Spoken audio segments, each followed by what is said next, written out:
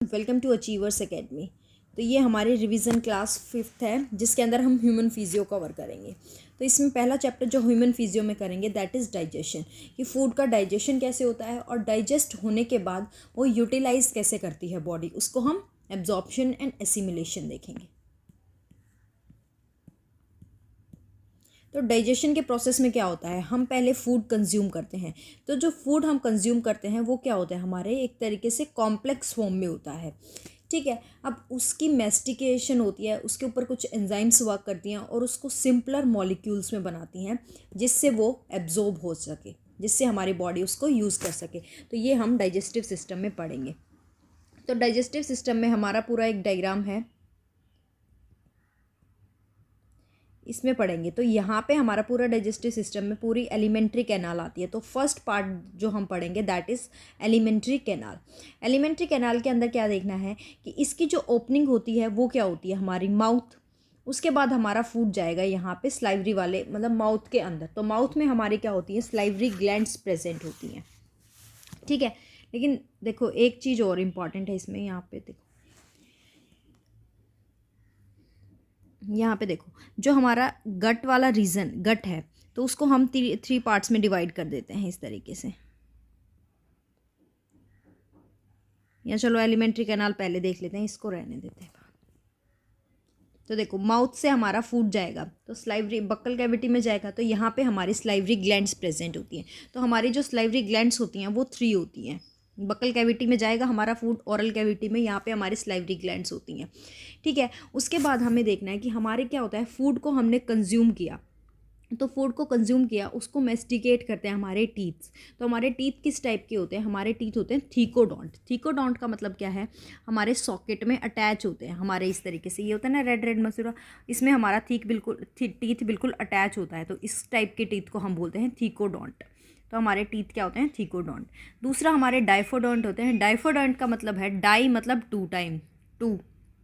तो हमारे पहले मिल्क टीथ आते हैं, उसके बाद हमारे परमानेंट टीथ आते हैं। तो टीथ भी कैसे होते हैं, डाइफोडोंट। और 2016 में ये क्वेश्चन पूछा भी गया है। तो देखो अब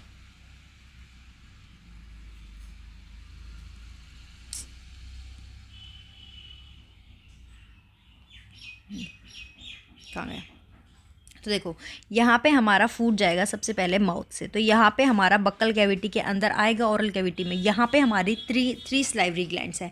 पहली होगी पैरोटिड ग्लैंड, फिर हमारी सबमैक्सिलरी एंड सबलिंगुअल, फिर हमारा फूड आता है यहाँ पे नेजोफेरिंग्स वाले रीजन के अंदर, और फिर हमारा आएगा फूड ओसोफेगस के अंदर। अब ओसोफेगस में हमारी कुछ यहाँ पे मसल्स प्रेजेंट होती हैं जिससे हमारी पेरिस्टाल्टिक मूवमेंट के थ्रू हमारा फूड आता है यहाँ पे स्टमक के अंदर। अब स्टमक में भी 3 पार्ट्स होते हैं, पाइलोरिक, फंडस और बॉडी। फिर हमारा फूड जाएगा, फूड यहाँ पे हमारा एब्जॉर्ब, यहाँ पे एंजाइम्स वर्क करना स्टार्ट कर देंगे बक्कल कैविटी के अंदर, हमारी टाइलिन एंजाइम होगी। फिर यहाँ पे हमारा पार्शियल डाइजेशन होगा, और पार्शियल डाइजेशन के बाद हमारा जो फूड होता है उसका कंप्लीट डाइजेशन हो जाएगा हमारा स्मॉल इंटेस्टाइन के अंदर। ठीक है, हमारा यहाँ पे हो जाएगा स्मॉल इंटेस्टाइन के अंदर। ये हमारी पूरी लार्ज इंटेस्टाइन है। और फिर जो हमारा फूड है यहाँ पे जब कंप्लीट डाइजेशन हो जाता है स्मॉल इंटेस्टाइन के अंदर, वो एब्जॉर्ब हो जाता है दोबारा बॉडी के अंदर, मतलब बॉडी यूज़ कर लेती है अपने फंक्शंस के लिए। और जो हमारा एक्सक्रीट है, मतलब फिकल मैटर है, वो रिलीज़ हो जाता है। तो हमारे टीथ कितने होते हैं, परमानेंट 32 टीथ होते हैं। लेकिन जब चाइल्ड होता है उसके अंदर जो डेंटल फॉर्मूला होता है दैट इज़ 2102। 0 का मतलब है यहाँ पे हमारे प्रीमोलर्स अब्सेंट होते हैं। ठीक है, और हमारा जब बड़ा होगा तो यहाँ पे हमारे 2123 हो जाएगा, क्योंकि एक हमारा विजडम टीथ आ जाता है। और विजडम टीथ हमारा क्या होता है, सिर्फ लाइफ में एक बार आता है। यहाँ पे 3 हो गया ना, क्योंकि एक जो थर्ड मोलर होता है, जो थर्ड मोलर जो हमारा आएगा उसी को हम बोलते हैं विजडम टीथ। अब ये जो विजडम टीथ है ये मोनोफायोडोंट है। मोनोफायोडोंट का मतलब क्या है, ये सिर्फ लाइफ में एक बार आएगा। फिर है हमारी जो टंग होती है, टंग के जैसे वो बोलते हैं ना, उसको क्या बोलते हैं, तालवा, या जिससे वो अटैच होती है ना, उसको हम बोलते हैं फ्रेनुलम। ठीक है, हिंदी में उसको देख लेना क्या बोलते हैं। अब जो टंग है उसके ऊपर हमारे पैपिले होते हैं। ठीक है, 4 टाइप्स के होते हैं, इतना नहीं करना। पैपिले होते हैं जो कि टेस्ट बड होती हैं एक तरीके से, यहाँ पे होते हैं, यहाँ पे और हमारे यहाँ पे सर्कमविलेट इस तरीके से प्रेजेंट होते हैं। फिर हमारा फूड एलिमेंट्री ओसोफेगस के अंदर जाएगा और हमारे ट्रैकिया में नहीं जाता। यहाँ पे देखो 2 ट्यूब्स होती हैं। ओसोफेगस के अंदर जाएगा, ट्रैकिया के अंदर नहीं जाता। क्यों? बिकॉज यहाँ पे एक एपिग्लोटिस होता है, ताकि एक फ्लैप प्रेजेंट होता है जिसकी वजह से फूड ओसोफेगस के अंदर जाएगा। अब देखो ये हमने देख लिया कि इस तरीके से ये सॉकेट है, इसके अंदर टीथ एम्बेडेड है, तो थीकोडोंट बोल देते हैं। फिर हमारा फूड जाता है स्टमक वाले रीजन में। स्टमक में हमारा देखो यहाँ से ओसोफेगस से एंटर करेगा फंडस, कार्डियक, ये बॉडी और ये पाइलोरिक। तो ये यहाँ से ये पाइलोरिक रीजन है, तो यहाँ पे जो ये स्पिंक्चर प्रेजेंट होता है इसको बोलते हैं हम पाइलोरिक स्पिंक्चर। यहाँ से फूड हमारा एंटर कर जाता है स्मॉल इंटेस्टाइन में, स्मॉल इंटेस्टाइन के ड्यूडेनम वाले रीजन के अंदर।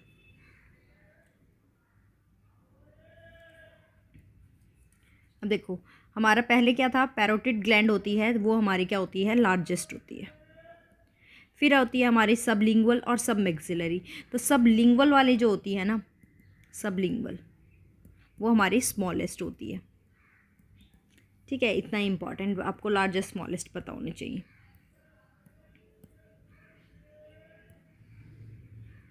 फिर नेक्स्ट पेज पे ये लेयर्स देखेंगे। जो एलिमेंट्री कैनाल होता है ना पूरी, उस पर हमारी 4 लेयर होती है। जो आउटर लेयर होती है दैट इज सिरोसा, फिर हमारी मस्कुलरिस होती है। जो हमारी जो इनर वाली होती है ना, ये जो इस तरीके से ये लाइन लाइन दिख रही है ना, ये तो सर्कुलर है, और आउटर हमारी लॉन्गिट्यूडनल होती है। फिर हमारी सब म्यूकोसा और अंदर म्यूकोसा होती है। लेकिन जो हमारा गैस्ट्रिक वाला रीजन होता है, वहाँ पे एक एक्स्ट्रा लेयर होती है दैट इज़ ऑब्लिक मसल। देखो यहाँ पे ये रहा, एक ऑब्लिक मसल एक्स्ट्रा होती है हमारे गैस्ट्रिक वाले रीजन पे।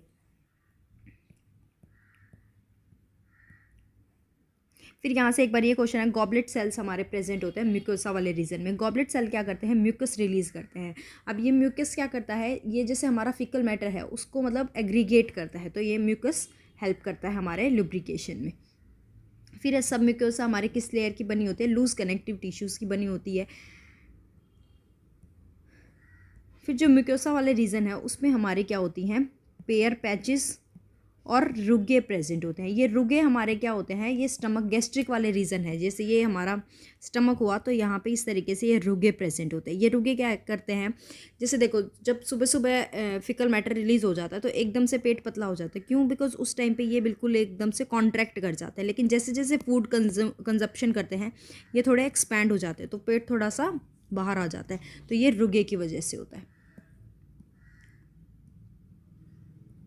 फिर है हमारे यहाँ पे जो स्मॉल इंटेस्टाइन वाले रीजन है उसके अंदर क्या होता है, जो म्यूकोसा वाला रीजन है, म्यूकोसा वाला रीजन, उसमें इस तरीके से हमारी क्या होती हैं, कैपिलरीज एंड विलाई प्रेजेंट होती हैं। देखिए ये स्मॉल इंटेस्टाइन वाला हमारा रीजन है। यहाँ से वैसे क्वेश्चन सिर्फ गॉबलेट सेल से आया है। एक यहाँ पे एक इंपॉर्टेंट पॉइंट और याद रखना, जो ये हमारी इनर और आउटर हमारी सर्कुलर लॉन्गिट्यूडनल मसल है, इनके बीच में हमारा एक प्लेक्सस होता है दैट इज ऑरिबैक, ये आर है, ऑरिबैक प्लेक्सस। ये क्या करता है, हमारी जो पेरिस्टाल्टिक मूवमेंट्स होती है उसको कंट्रोल करता है। और दूसरा एक हमारा और प्लेक्सस होता है दैट इज़ नीजनर्स कॉम्प्लेक्स, वो इन दोनों के बीच में होता है। हमारा सब म्यूकोसा और लॉन्गिट्यूडनल के बीच में हमारा कॉम्प्लेक्स होता है यहाँ पे नीजनर्स कॉम्प्लेक्स, मीजनर्स प्लेक्सस। ये क्या ये हमारा किसका कंट्रोल, ये क्या करता है, control the secretion of GIT gastro intestinal tract का सिक्रीशन को। तो ये 2 प्लेक्सस हमारे प्रेजेंट है। फिर हमारे डाइजेस्टिव ग्लैंड्स होती हैं। डाइजेस्टिव ग्लैंड में हमारे देखो ह्यूमन फिजियो में थोड़े अंदर के स्ट्रक्चर से क्वेश्चन आए हुए हैं। तो लीवर से क्वेश्चन आया था कि ग्लिसन कैप्सूल कहाँ पे प्रेजेंट है, और एक आया था यहाँ से क्यूफर सेल्स कहाँ पे प्रेजेंट होता है। तो क्यूफर सेल्स भी हमारे क्या होते हैं, लिवर लार्जेस्ट ग्लैंड है, इसका बॉडी वेट ये होता है। ये सब तो मतलब बेसिक चीज़ें हैं। यहाँ पे जो लीवर होता है, लीवर के जो सेल्स होते हैं उसको हम हेपेटोसाइट बोलते हैं। इस तरीके से लीवर की यूनिट है जिस पे हेपेटोसाइट प्रेजेंट है। अब यहाँ पे एक हेपेटिक लीवर है, उसके ऊपर हेपेटिक लोब्यूल है इस तरीके से बेंजीन रिंग की तरह। इसके अंदर लीवर के सेल हैं हेपेटोसाइट्स। अब ये जो हेपेटिक लोब्यूल्स होते हैं यही लीवर की क्या है, स्ट्रक्चरल एंड फंक्शनल यूनिट होती है। और ये कवर है हमारे ग्लिसन कैप्सूल से जो सिक्रीट करेगा हमारा बाइल जूस। और जो लीवर होता है उसके जो फेगोसाइटिक सेल होते हैं उसको हम बोलते हैं क्यूफर सेल, जो एग्जाम में क्वेश्चन आया था, क्यूफर सेल। ठीक है, ये क्वेश्चन आया हुआ था। फिर ये पूरा डायग्राम हम पढ़ लेते हैं एक बार। ये क्या है, हमारा गॉल ब्लैडर। ठीक है, इसके ऊपर लीवर प्रेजेंट होता है। गॉल ब्लैडर से हमारा बाइल जूस जो सिक्रीट होगा वो यहाँ से लीवर, यहाँ पे लीवर प्रेजेंट है, ठीक है। अब लिवर के सेल से यहाँ पे ये लिवर से डक्ट्स निकली, ठीक है, और ये हमारी गॉल ब्लैडर की डक्ट। अब ये लिवर और गॉल ब्लैडर की डक्ट यहाँ पे दोनों मिल गई तो ये कॉमन हेपेटिक डक्ट यहाँ पे बन जाएगी। जो गॉल ब्लैडर की डक्ट होती है उसको सिस्टिक डक्ट बोलेंगे और लिवर की डक्ट को हेपेटिक, और लेकिन दोनों जब मिल गई तो कॉमन हेपेटिक डक्ट। अब ये हमारी डक्ट आके मिल जाएगी पेनक्रियाज से। पेनक्रियाज का जूस है जो पेनक्रियाटिक जूस वो भी आएगा, इसको हम बोलते हैं डक्ट ऑफ विल्सन, ठीक है। अब ये दोनों हमारी यहाँ पे आएंगी और ड्यूडेनम के अंदर सिक्रीशन छोड़ देंगी। फिर स्मॉल इंटेस्टाइन में हमारा क्या होता है, प्रॉपर डाइजेशन होता है। अब यहाँ पे क्या याद रखना है, दो हमारे स्पिंक्चर प्रेजेंट होते हैं, तो यहाँ पे हमारा स्पिंक्चर ऑफ ओडाई होता है, ठीक है। यहाँ पे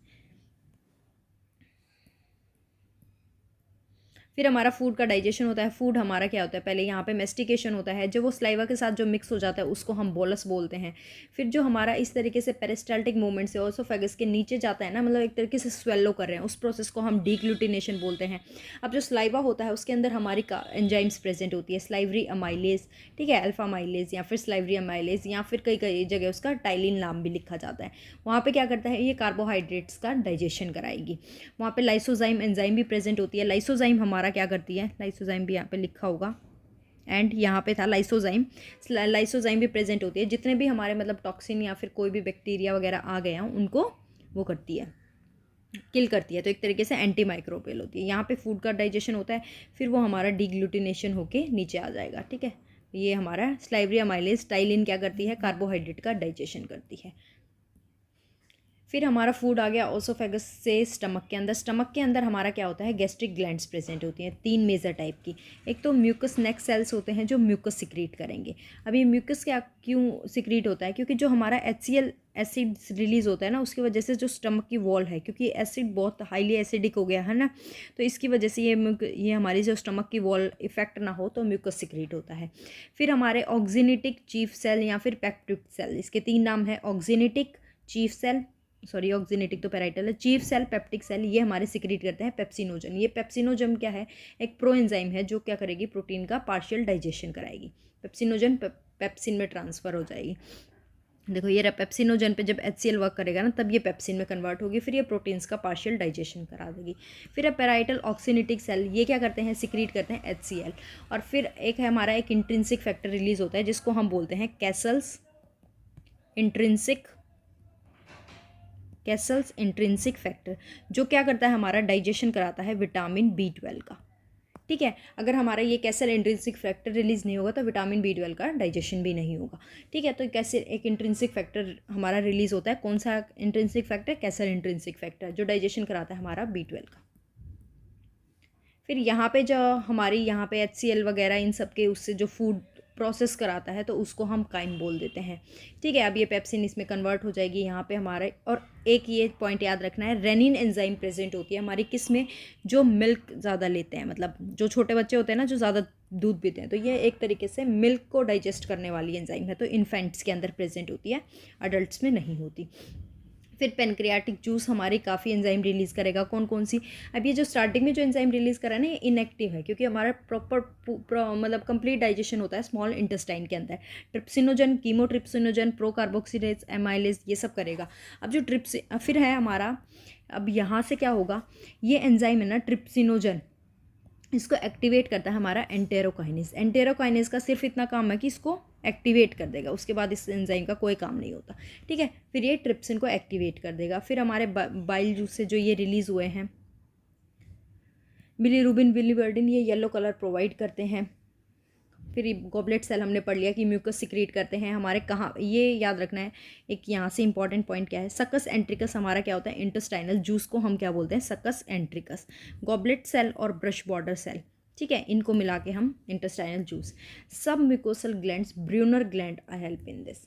यहाँ पे हमारे जो सब म्यूकोसा वाला रीजन होता है ना, जहाँ पे मैंने मिजनर्स कॉम्प्लेक्स बताया था, तो सब म्यूकोसा वाले रीजन में हमारी ब्रूनर्स ग्लैंड प्रेजेंट होती है। देखो इस तरीके से जो ये था प्रोटीन्स, पेप्टोन, प्रोटीएस, इनके ऊपर अब हमारा ये कंप्लीट डाइजेशन के लिए क्या होगा, यहाँ पे अभी ये यहाँ पे हमारा ये हो रहा है हमारा पार्शियल डाइजेशन, ठीक है। तो ये प्रोटीन्स पेप्टोन प्रोटीज पे एंजाइम वर्क करेगी, ट्रिप्सिन, कीमोट्रिप्सिन और पेप्टाइडेज, तो डाईपेप्टाइड्स बन गए। अब ये डाईपेप्टाइड्स तो हमारा क्या हुआ, पार्शियल डाइजेशन। फिर पॉलीसेक्राइड्स था, ये डाइसेक्राइड बन गए। फैट से डाई और फिर मोनोग्लिसराइड, न्यूक्लिक से न्यूक्लियोटाइड न्यूक्लियोसाइड में, ठीक है। तो यहाँ पे अब ड्यूडेनम यानी स्मॉल इंटेस्टाइन के अंदर हमारा कंप्लीट डाइजेशन होता है। डाईपेप्टाइड्स जो बने थे उस पर डाईपेप्टाइडेज काम करेगी, अमीनो एसिड बन गए। ग्लूकोज से वो हमारे स्टार्च से बन गए ग्लूकोज, फिर हमारा लैक्टोज वाले से ग्लूकोज, गैलेक्टोज, सुक्रोज, इस तरीके से हमारा यहाँ पे कंप्लीट डाइजेशन हो जाएगा स्मॉल इंटेस्टाइन वाले रीजन में, ठीक है। यहाँ पे हमारा क्या है, बस यही है कि हमारा डेफिकेशन हो जाएगा बाद में, ठीक है। ये जो गॉबलेट सेल थे, देखो ये जो म्यूकस सिक्रीट हुआ, इसे ये लुब्रिकेट कर दिया, इजी पैसेज, अडेयर कर दिया वेस्ट, ये सारी वही लाइंस लिखी हुई हैं कहीं कहीं। फिर है एब्जॉर्प्शन। अब जो हमने जो फूड डाइजेस्ट किया था उसका एब्जॉर्प्शन होता है, ठीक है। तो मेनली सिंपल डिफ्यूजन से हो जाता है, कोई एक्टिव ट्रांसपोर्ट से भी चला जाता है। लेकिन यहाँ पे जो इंपॉर्टेंट पॉइंट पढ़ने का है दैट इज़ फैटी एसिड।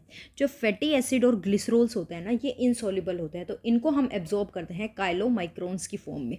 कैसे करेंगे, पहले ये इनकॉपरेट होंगे स्मॉल ड्रॉपलेट्स में, मिसेल्स बन जाएंगे इसके, ठीक है, ये इंटेस्टाइनल म्यूकोसा के अंदर। फिर इनको रीफॉर्म कर देंगे, एक स्मॉल प्रोटीन बना देंगे ऐसे, स्मॉल प्रोटीन इनटू जिसको फैट ग्लोब्यूल बोलेंगे, और उसको काइलोमाइक्रोन। तो मतलब फैट जो हमारे होते हैं फैट ग्लोब्यूल्स, ये क्या अंदर तो ये मतलब इस तरीके से देखो, ये यूँ इस तरीके से ये मिसेल बना लेंगे और इनके बाहर दूसरी लेयर आ जाती है, इनके बाहर दूसरी लेयर, ताकि मतलब ये फैट अंदर रह जाए। तो इसको हम काइलोमाइक्रोन्स बोलते हैं, और ये हमारे फिर क्या करते हैं, ट्रांसपोर्ट हो जाएंगे और एब्जॉर्ब हो जाते हैं। तो ये वाला पॉइंट आपको बस याद रखना है, काइलोमाइक्रोन्स की फॉर्म में कैसे होते हैं, पहले फैट्स की मिसेल और इसके बाहर लेयर बन जाती है प्रोटीन की, मतलब दूसरी लेयर बन गई प्रोटीन की। तो ये क्या हुआ, फैट अंदर रह गया, तो ये एक तरीके से मतलब फिर एब्जॉर्ब हो जाता है, डायरेक्ट फैट इनसॉल्युबल होगा। फिर है डिसऑर्डर्स में बाकी तो मतलब इजी ही है, आपको बस ये याद रखना है, जो वॉमिटिंग वाला है ना उसका सेंटर होता है हमारा मेडुला ऑब्लोंगटा। कहाँ लिखा हुआ है, ये रहा, मेडुला ऑब्लोंगटा में होता है। जॉन्डिस पीलिया वाला होता है, डायरिया में जब ज़्यादा मतलब पानी की कमी हो जाती है तो बाउल मूवमेंट ज़्यादा होता है, ठीक है। ये बाउल मूवमेंट ज़्यादा होने की वजह से पानी की कमी हो जाती है। कॉन्स्टिपेशन में मतलब इरेगुलर मूवमेंट। इंडाइजेशन से एक रिलेटेड होता है मैग्नीशियम मैग्नीशियम हाइड्रोक्साइड, हाँ MOH2 इसका फॉर्म, हाँ यही होता है शायद, मैग्नीशियम हाइड्रोक्साइड। फिर है हमारा प्रोटीन एनर्जी मालन्यूट्रिशन। इसमें हमारी दो डिजीज़ हम पढ़ते हैं, मार्समस और क्वाशकर, जो प्रोटीन की डेफिशिएंसी से होती हैं। जो मार्समस है तो ये तो हमारी इसमें क्या होती है डेफिशिएंसी, मार्समस में तो हमारी प्रोटीन्स की भी हो जाती है और कार्बोहाइड्रेट्स की भी। कैलोरीज मतलब कार्बोहाइड्रेट, तो देखो यहाँ पे मार्समस मतलब बिल्कुल ही मर गया, तो प्रोटीन की भी होगी उसकी कार्बोहाइड्रेट की भी होगी। क्वाशकर में सिर्फ प्रोटीन की डेफिशिएंसी होती है, मतलब इनके कैरेक्टरिस्टिक दोनों के सेम ही है कि थिन हो जाते हैं, बिल्कुल ही पतला दुबला वैसा हो जाता है, ठीक है। नेक्स्ट चैप्टर है that is breathing and exchange of gases. Breathing में क्या पढ़ेंगे हम, सांस किस तरीके से लेते हैं, इंस्पायर एंड एक्सपीरेशन। तो रेस्पिरेशन यहाँ पे हम पढ़ेंगे। रेस्पिरेटरी ऑर्गन्स, तो देखो जो हमारे स्पॉन्जिस होते हैं, स्पॉन्जिस, सिलेंट्रेट्स और हमारे फ्लैटवॉर्म्स, ये तो हमारे सिंपल डिफ्यूजन से करते हैं। लेकिन जो अर्थवॉर्म्स होते हैं वो किससे करते हैं, ट्रैकियल ट्यूब से। और जो हमारे एम्फीबियंस लाइक फ्रॉग वो स्किन से करते हैं, तो स्किन वाले रेस्पिरेशन को हम बोलते हैं क्यूटेनियस रेस्पिरेशन। जो फिशेस हैं वो लंग से करती हैं, लंग से करती हैं, उसको हम बोल देंगे पल्मोनरी रेस्पिरेशन। फिर है ह्यूमन रेस्पिरेटरी सिस्टम। यहाँ पे देखो ह्यूमन रेस्पिरेटरी, अच्छा यहाँ पे ये डायग्राम अधूरा है, तो देखो ये जो लिखा हुआ है ना, ये यहीं पे इसका फ्लो चार्ट में पढ़ लो। क्या होता है, पहले हमने नाक से हवा ली तो वो नोस्ट्रिल्स के थ्रू हवा जाएगी, तो नेसल चैम्बर से। देखो हमने पढ़ा था जब भी, देखो ये माउथ से जा रही है, माउथ से जब फूड गया था, और यहाँ पे ही ऊपर हमारी नाक है, तो यहाँ से ये एयर आई, यहाँ से फूड गया, तो यहाँ पे बीच में इनका सेम सा ही मतलब पैसेज होता है, ठीक है। तो ये नेसल चैम्बर से हमारा फिर आएगा फेरिंग्स के अंदर। फेरिंग्स से ना ओसोफेगस के अंदर तो फूड चला जाता है, और हमारी जो लेरिंग्स वाला रीजन है ना, यहाँ से फेरिंग ट्रैकिया के अंदर हमारी वो आती है, हवा आ जाएगी। तो फेरिंग से हम तो मतलब फेरिंग से ही हमारा फूड जाएगा ओसोफेगस में, और फिर लेरिंग्स के अंदर। लेरिंग्स में क्या होती है, जैसे ये हवा आती है ना, तो लेरिंग्स वाले रीजन में हमारी वोकल कॉर्ड्स होती हैं, और जब ये हवा आती है ना तो ये वोकल कॉर्ड्स बजती हैं, इन्हीं की वजह से क्या होती है, हमारी वॉइस रिलीज होती है। तो लेरिंग्स को क्या बोलते हैं, साउंड बॉक्स भी बोलते हैं। अब क्या है, लेरिंग्स से फिर ये ट्रैकिया के अंदर जाते हैं, और जो फिफ्थ वर्टिब्री है उसके ऊपर ये फिर से डिवाइड हो गए, प्राइमरी ब्रोंकाई, सेकेंडरी ब्रोंकाई, फिर ब्रोंकियोल्स बनते हैं, एल्वियोली। ट्रैकिया वैसे एक स्ट्रेट ट्यूब होती है, और ट्रैकिया पे हमने देखा था कि एपिग्लोटिस होता है, ताकि ये देखो ये रहा हमारा, इस तरीके से एपिग्लोटिस होता है, ताकि ये फ्लैप मतलब इसलिए लग जाता है ताकि इसके अंदर फूड ना आ जाए, ठीक है। फिर ये लेरिंग्स जो साउंड बोर्ड, जिसके अंदर मैंने बोला वोकल कॉर्ड्स होती हैं, जिसकी वजह से साउंड जनरेट होती है, तो इसको हम साउंड बॉक्स बोलते हैं। ये हमारा ट्रैकिया है, ये फिफ्थ वर्टिब्री पे इस तरीके से यहाँ पे डिवाइड हो गया। दो लंग्स होती हैं, एक हमारी राइट होती है, एक हमारी लेफ्ट होती है। जो लेफ्ट वाली होती है, ये क्या हो गया, अच्छा ये जो हमारी जो होती है ना, कलर चेंज, ये जो हमारी वाली राइट वाली होती है, ये बड़ी होती है, ये छोटी होती है। क्यों? बिकॉज इसके अंदर कार्डियक नोच प्रेजेंट होता है, ठीक है। ये 3 लोब होगी, ये 2 लोब। 2 लोब इसीलिए है क्योंकि यहाँ पे एक कार्डियक नोच प्रेजेंट होता है। ये रहा कार्डियक नोच इन द लेफ्ट लंग। फिर ये पहले ये जो बनी, दिस इज प्राइमरी ब्रोंकाई, ये आगे डिवाइड फर्दर डिवाइड करी सेकेंडरी ब्रोंकाई, फर्दर डिवाइड करेगी टर्शरी, और फिर ये एल्वियोली बना लेगी। अब जो 2 लंग्स होती हैं, ये डबल मेम्ब्रेन स्ट्रक्चर है, देखो यहाँ पे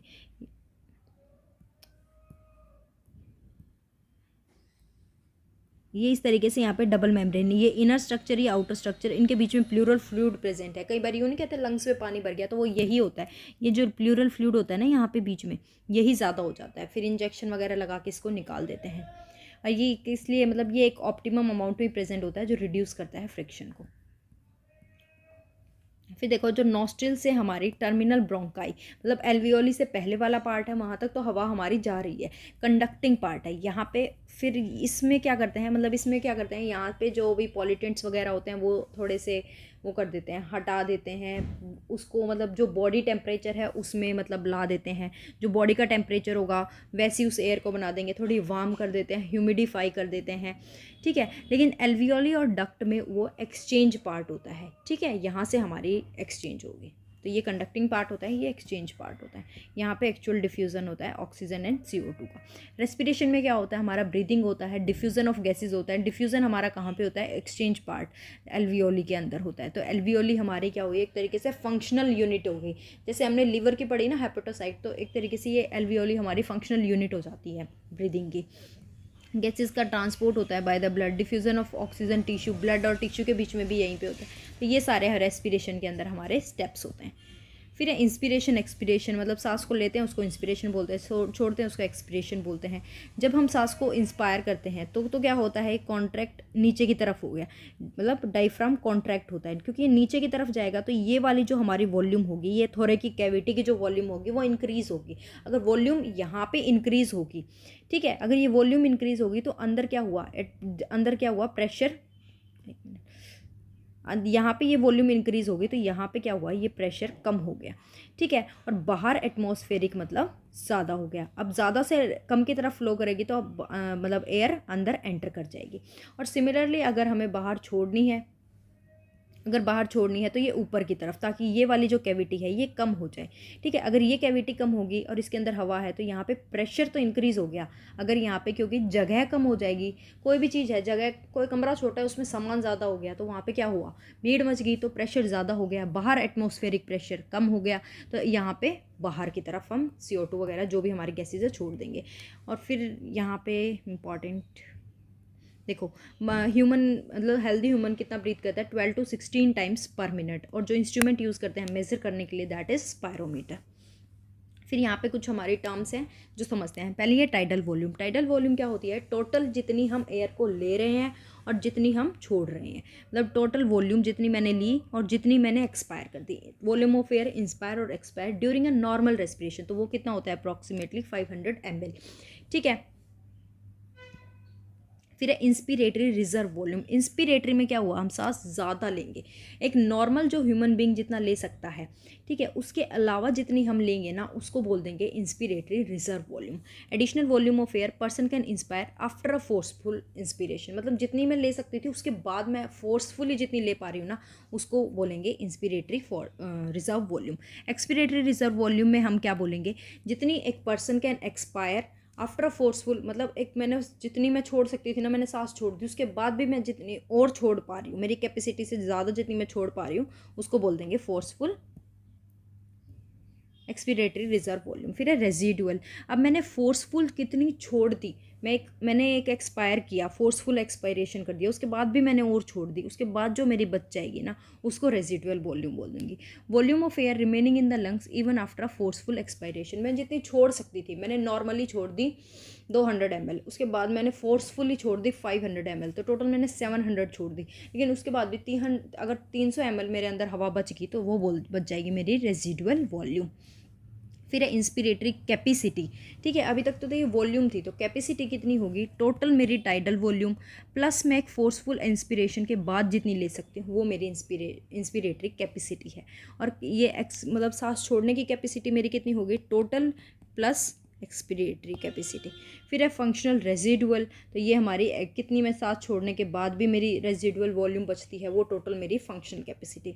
फिर है vital capacity, maximum volume of air a person can breathe in after a forced expiration, मतलब एक पूरा फोर्स एक्सपिरेशन के बाद भी मैं कितना सांस ले सकती हूँ, मेरी कितनी लंग्स की कैपेसिटी है, वाइटल कैपेसिटी है, उसके मतलब कि मैंने इतना सांस छोड़ दिया उसके बाद में मैं कितनी इनहेल कर सकती हूँ, तो ये हमारी क्या होगी ERV, क्योंकि जितनी मैंने फोर्सफुल छोड़ दी उसके बाद टोटल टाइडल वॉल्यूम जितनी मैं नॉर्मली ले सकती हूँ और उसके बाद मैं और इंस्पिरेटरी रिजर्व वॉल्यूम फोर्सफुली कितनी इंस्पायर कर सकती हूँ, तो इस सारी कैपेसिटी को मिला के हम बोल देंगे वाइटल कैपेसिटी। फिर है टोटल लंग्स कैपेसिटी, देखो यहाँ पे ह्यूमन फिजियो से ना मेनली इतने ये सब भी क्वेश्चन इतने नहीं आए हैं, अगर किसी को नहीं करने ना छोड़ सकता है क्योंकि अभी 2-3 दिन बचे हैं, यहाँ से मेनली स्ट्रक्चर से ही क्वेश्चन आए हैं, मैं वैसे बस ये वाले ही बता रही हूँ डिटेल में, इसके बाद जहाँ से क्वेश्चन आए ना उस पार्ट को ही हम कर लेंगे। फिर है टोटल लंग कैपेसिटी की, लंग्स की टोटल कितनी कैपेसिटी है, कितना उसने फोर्सफुली, देखो टाइडल वॉल्यूम, पहले ये देखो टाइडल वॉल्यूम जितना वो नॉर्मली इंस्पायर कर सकता है, अब उसने क्या हुआ, नॉर्मली वो इतना ले भी सकता है, सांस छोड़ सकता है और सांस ले सकता है, उसके बाद उसने फोर्सफुल इंस्पिरेशन किया, ठीक है, तो इंस्पिरेटरी, उसके बाद क्या है, उसने फोर्सफुल एक्सपिरेशन करने के बाद जितनी सांस छोड़ी एक्सपिरेटरी, और उसके बाद भी जितनी बचेगी दैट इज रेसिडुअल वॉल्यूम, तो ये सारे मिला के हो जाएगी टोटल लंग कैपेसिटी। फिर एक्सचेंज ऑफ गैसेस, तो ये हमारा कहाँ पे होता है, एल्वियोली वाले रीजन के अंदर होता है। अब जो एल्वियोली होती है उसकी यहाँ पे जो लेयर्स होती हैं वो थिक होती हैं, तो वो थिक कह रही हूँ थिन होती हैं, किसकी बनी होती है, सिंपल स्क्वैमस टिश्यू, अब ये थिन होती है इसी की वजह से यहाँ से ईजी एक्सचेंज, ये हमारी यहाँ पे ब्लड कैपिलरीज हो गई तो यहाँ से ईजी एक्सचेंज हो पाता है हमारा O2 एंड CO2 का। ये रहा, ये हमारा एल्वियोली है, एल्वियोली में क्या हुआ, देखो ये एल्वियोली है, एल्वियोली में क्या होगा, ऑक्सीजन का यहाँ पे हमारा प्रेशर ज़्यादा है, अब यहाँ पे ऑक्सीजन का प्रेशर ज़्यादा होगा तो यहाँ पे क्या हुआ, जिसका ज़्यादा होगा वो कम की तरफ आएगी तो ये इधर रिलीज़ कर देगी, यहाँ पे CO2 का कम है और यहाँ पे मेरे कैपिलरीज में ज़्यादा होगा तो मैं CO2 एल्वियोली में छोड़ दूँगी ताकि मेरी बाहर जा सके, तो इस तरीके से यहाँ पे मतलब अप्रोप्रिएट कंडीशंस होती हैं। फिर मेरा इसने ब्लड कैपिलरीज में ऑक्सीजन आ गई, अब ये यहाँ पे हार्ट में लाएगी, यहाँ पे प्योरीफाई होगी, अब ये बॉडी ऑर्गन्स के अंदर चली जाएगी, अब बॉडी ऑर्गन्स के अंदर ऑक्सीजन चली गई, अब ऑक्सीजन को यहाँ पे छोड़ने के लिए क्या होगा, हाई टू लो मूव करेगी तो यहाँ पे ऑक्सीजन का पार्शियल प्रेशर कम हो जाएगा, अब यहाँ पे जब ऑक्सीजन का पार्शियल प्रेशर कम हो जाएगा लेकिन यहाँ पे CO2 मेरे को छोड़नी है तो यहाँ पे CO2 का ज़्यादा होगा और इसको मैं छोड़ दूँगी, ठीक है, CO2 का यहाँ पे ज़्यादा है और ये CO2 चली जाएगी, फिर ये CO2 यहाँ से पूरी एल्वियोली के थ्रू बाहर चली जाती है। देखो ये एल्वियोली का रीजन, ये जो वॉल होती है थिक होती है, किसकी बनी होती है, सिंपल स्क्वैमस टिश्यू की, इनके बीच में एक बेसमेंट मेम्ब्रेन होती है, ये ब्लड कैपिलरीज होगी ताकि ईजी एक्सचेंज हो सके। फिर है गैसेस का ट्रांसपोर्ट। गैसेस का ट्रांसपोर्ट कैसे होता है? ये टीजीटी में ये एक बार क्वेश्चन आया हुआ है, तो ये टीजीटी में आया हुआ है, पीजीटी में इतना नहीं आते इजी यहाँ से। ठीक है, ऑक्सीजन का ट्रांसपोर्ट कैसे होता है? 97% तो हमारा हीमोग्लोबिन के साथ होता है। ठीक है, 3% प्लाज्मा की फॉर्म में। CO2 का कैसे होता है? 20 to 25% तो RBC के साथ चला जाता है, 70% बायोकार्बोनेट, ये वाला आपको याद रखना है, 7% डिसॉल्व स्टेट में जाता है। एक हीमोग्लोबिन से 4 ऑक्सीजन अटैच होती है। कैसे? बिकॉज हीमोग्लोबिन में 2 अल्फा चेन्स होती हैं, इस तरीके से 2 बीटा चेन्स। ठीक है, 2 अल्फा चेन 2 बीटा चेन, यहाँ पे एक ऑक्सीजन, यहाँ पे एक ऑक्सीजन, यहाँ पे एक ऑक्सीजन, यहाँ पे, मतलब ये बायोमोलिक्यूल्स के अंदर कर लिया इतना। फिर ये वही लिखा हुआ है कि हमारा जो एल्वियोली वाले रीजन है वहाँ पे ऑक्सीजन का पार्शियल प्रेशर कम होता है, टिश्यू वाले रीजन में ज़्यादा होता है। ये सारा यहाँ पे, ये रहा देखो यहाँ पे, इसमें समझ लेते हैं। एल्वियोली वाले रीजन में क्या होता है? ऑक्सीजन का प्रेशर, एल्वियोली के अंदर ऑक्सीजन ज़्यादा है, और वो हमारा क्या होता है? पीएच भी वहाँ पे ज़्यादा है। तो यहाँ पे क्या होगा? CO2 का लेवल कम होगा। ऑक्सीजन एल्वियोली के अंदर ज़्यादा होगी तो ये हमारी क्या करेगी? लंग्स के अंदर उसको देगी, ब्लड कैपिलरी के अंदर देगी, तो यहाँ पे ऑक्सीजन बाइंड कर जाएगी। टिश्यू के अंदर क्या होगा? ऑक्सीजन का पार्शियल प्रेशर कम होगा ताकि वहाँ पर ऑक्सीजन वो ले सके, तो यहाँ पर पार्शियल प्रेशर कम होगा। CO2 का पार्शियल प्रेशर ज़्यादा होगा, हाइड्रोजन का लेवल भी ज़्यादा होगा, टेम्परेचर भी ज़्यादा होगा। फिर है regulation of respiration. Regulation of respiration कैसे होता है? जो मेडुला ऑब्लंगटा वाला रीजन है ना, वहाँ पे हमारा क्या होता है? निमोटैक्सिक सेंटर प्रेजेंट होता है। ये निमोटैक्सिक सेंटर प्रेजेंट होता है पोन्स वेराइली वाले रीजन के अंदर, जो हमारा सिग्नल देगा, और ये सिग्नल देता है रिदमिक सेंटर को। ये न्यूमोटैक्सिक सेंटर वो देगा सिग्नल रिदमिक सेंटर को, जिसकी जो रिदमिक सेंटर है वो रिदम बना के रखता है, ये मतलब कब सांस लेना है, कब छोड़ना है। फिर है डिसऑर्डर्स, अस्थमा होता है। ठीक है, जिसके अंदर जो ब्रोंकियोल्स होती हैं उनकी इन्फ्लामेशन होती है। एम्फीज़मा के अंदर भी क्या होता है? हमारा जो रेस्पिरेटरी सरफेस है वो डिक्रीज़ हो जाता है। कैसे? जो एल्वियोली हैं वो कम, मतलब थोड़ी स्क्वीज़ हो जाती हैं, तो इसकी वजह से क्या होगा? जैसे देखो एल्वियोली यूँ है तो ये इस तरीके से हो जाती है, मतलब पूरा, मतलब सरफेस कम हो जाता है, जिसकी वजह से सांस लेने में दिक्कत होती है। Next is body fluids and circulation. Body के अंदर कौन कौन से फ्लूइड्स होते हैं हमारे? ठीक है, प्लाज्मा प्रेजेंट है सबसे ज़्यादा, वाटर एंड प्रोटीन्स है इसके अंदर। जो प्रोटीन्स है कौन कौन से हैं? फिब्रिनोजन, जो हमारा ब्लड क्लॉटिंग करेगा। एल्ब्यूमिन प्रोटीन है जो ऑस्मोटिक बैलेंस करता है। ग्लोबुलिन इम्यूनिटी प्रोवाइड करेगा। सॉल्ट्स प्रेजेंट है, गैसेस प्रेजेंट है।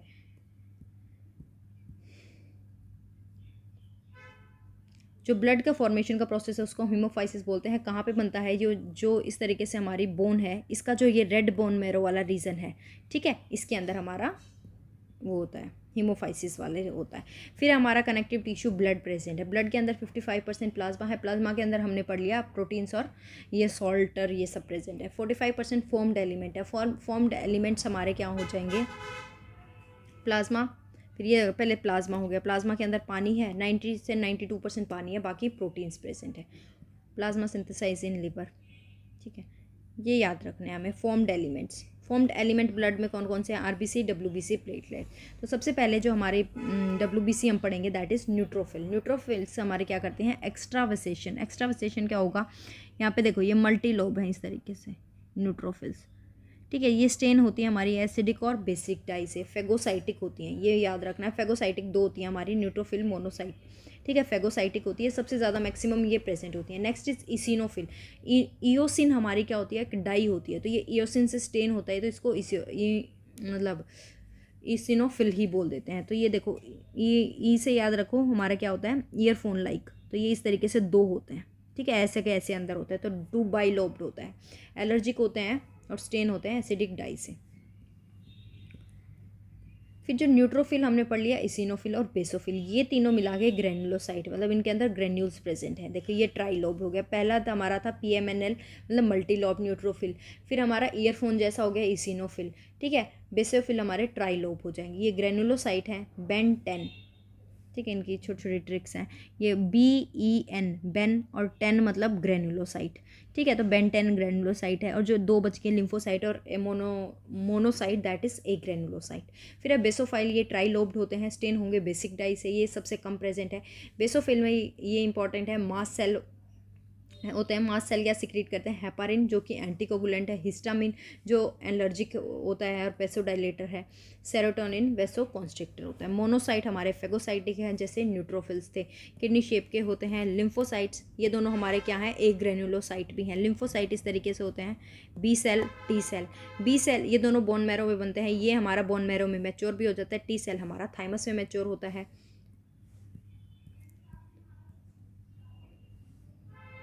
फिर ये क्वेश्चन हमारा उसमें आया हुआ था किसमें, टीजीटी वाले रीजन में, कि मेगा कैरियोसाइट से हमारी क्या बनती है, प्लेटलेट्स बनती है। प्लेटलेट्स को हम थ्रोम्बोसाइट्स भी बोलते हैं। ठीक है, सेल हमारा इसमें क्या है, आरबीसी कितनी होती है हमारी, 5 से 5.5 मिलियन तक होती हैं। इसका ये क्या होती है हमारी, जो इमेच्योर आरबीसी होती है ना, वो तो बड़ी भी होती है और न्यूक्लिएटेड, लेकिन जब वो मैच्योर हो जाती है तो वो ई न्यूक्लिएटेड होता है, मतलब उसके अंदर न्यूक्लियस नहीं होता और छोटी हो जाती है। और इसमें हमारा रोल प्ले करता है विटामिन B12। और विटामिन B12 मैंने बताया था कि कहाँ से, मतलब कौन एब्जॉर्ब कराता है, कैसिल्स इंट्रिंसिक फैक्टर। ठीक है, तो ये हमारी आरबीसी होती है, बाई कनकेव होंगी, इस मतलब हमारी बाई कनकेव राउंड होती हैं, लेकिन इसका एक एक्सेप्शन होता है कैमल ललामा। ठीक है, कैमल और ललामा जिनकी हमारी कैसी होती हैं, ओवल होती हैं।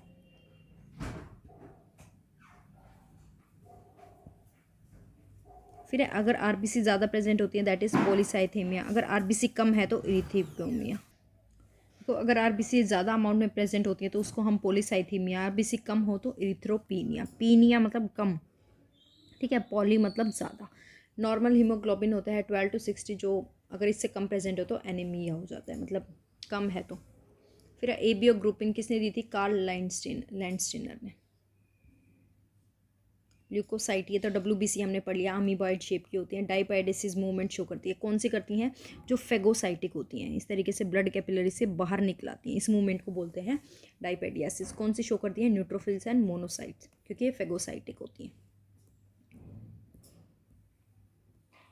फिर जो ब्लड ग्रुप ए होगा तो उसके ऊपर उसकी जो आरबीसी है उस पर जो एंटीजन होंगे वो भी एक ही प्रेजेंट होंगे, तो ये ए वाला सिर्फ ए को ही दे पाएगा। ठीक है, क्योंकि दूसरे उसके अंदर क्या होगा, जो ए जिसका हमारा वो होगा ब्लड ग्रुप होगा तो उसके ब्लड के अंदर एंटीबॉडीज़ होंगी, तो वो हो जाएंगी एंटी बी। ठीक है, तो हम ए वाला सिर्फ ए को ही ब्लड डोनेट कर सकता है, और ओ को, क्योंकि ओ का मतलब है कि उसके ऊपर कोई भी एंटीजन नहीं है। बी वाला बी और ओ को, ए भी दोनों को, क्योंकि ए और बी इसके अंदर दोनों है, इसके अंदर कोई एंटीबॉडी नहीं है ये सबको। तो ये क्या हुआ, यूनिवर्सली रेसिपिएंट, सबसे ले सकता है। ओ है, सबको डोनेट कर सकता है क्योंकि इसके ऊपर कोई एंटीजन नहीं है। फिर है RH ग्रुपिंग। एक IgG से आपको ये याद रखनी है, जो IgG एंटीबॉडी होती है ये क्रॉस कर जाती है प्लेसेंटा को। ठीक है, जो अगर ये डायरेक्ट पूछा जाए जो प्लेसेंटा को क्रॉस कर सकती है तो वो कौन सी एंटीबॉडी होती है, दैट इज IgG। फिर है RH ग्रुपिंग में क्या होता है, इसके अंदर एक डिजीज़ होती है इरिस्ट्रोब्लास्टिक फेटालिसिस, जो हमें ये पढ़नी है। इसमें क्या होगा, इस डिजीज़ के अंदर पहली जो प्रेगनेंसी होगी उसके अंदर क्या हुआ, अगर मदर RH नेगेटिव है और फिटस RH पॉजिटिव, तो पहले प्रेगनेंसी में तो क्या हुआ, यहाँ पे प्लेसेंटा है तो इन दोनों का ब्लड का फ्यूज़न नहीं हुआ। ठीक है, जब चाइल्ड, लेकिन जब जैसे क्या हुआ, जब प्लेसेंटा है उसकी वजह से डिफ्यूज़न, मतलब ब्लड का फ्यूज़न नहीं हुआ। लेकिन जब चाइल्ड बर्थ होगा, डिलीवरी होगी, तो क्या हुआ, ये फिटस का और मदर का ब्लड मिक्स हो जाएगा, ब्लड का मिक्स हो जाएगा, फिटस का ब्लड मिक्स हो जाएगा मदर के साथ, मतलब मिक्सिंग हो गई ब्लड की। अब फिटस का ब्लड जब मदर के अंदर आया तो मदर के अंदर, क्योंकि ये मदर तो क्या थी, RH नेगेटिव, तो RH पॉजिटिव के अगेंस्ट एंटीबॉडीज़ बना ली। लेकिन जैसे ही अब ये सेकेंडली प्रेग्नेंट होगी तो क्या होगा, इसके अंदर तो ऑलरेडी एंटीबॉडीज़ हैं। ठीक है, प्लेसेंटा के थ्रू ये एंटीबॉडी जाएंगी, तो ये क्या करेंगी, इसको मतलब वो करने लग जाएंगी, एंटीबॉडी है और इसके ऊपर एंटीजन है तो इसको डिस्ट्रॉय करने लग जाएंगी, तो मतलब सेफ़ नहीं होती है प्रेगनेंसी। तो क्या करते हैं, इस टाइम पे एक इंजेक्शन लगाया जाता है फर्स्ट प्रेगनेंसी के बाद, दैट इज़ रोगैम।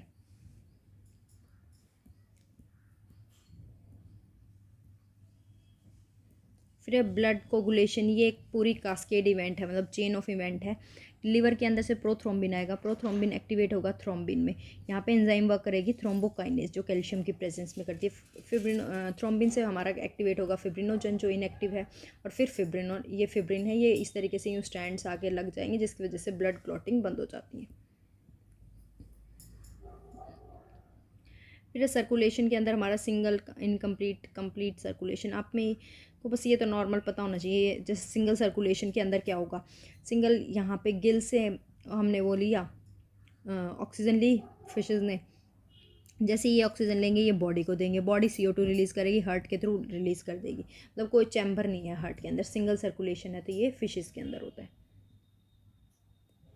फिर इनकम्प्लीट है डबल सर्कुलेशन। इसके अंदर क्या होगा, इस तरीके से यहाँ पे ऑरिकल तो दो हो गए, वेंट्रिकल एक ही प्रेजेंट होता है, ठीक है।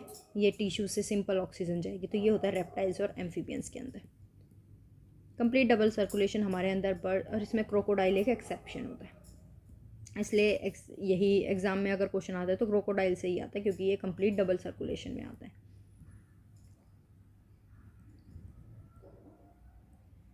ऐसे नोट डब, यहाँ से भी क्वेश्चन नहीं आया।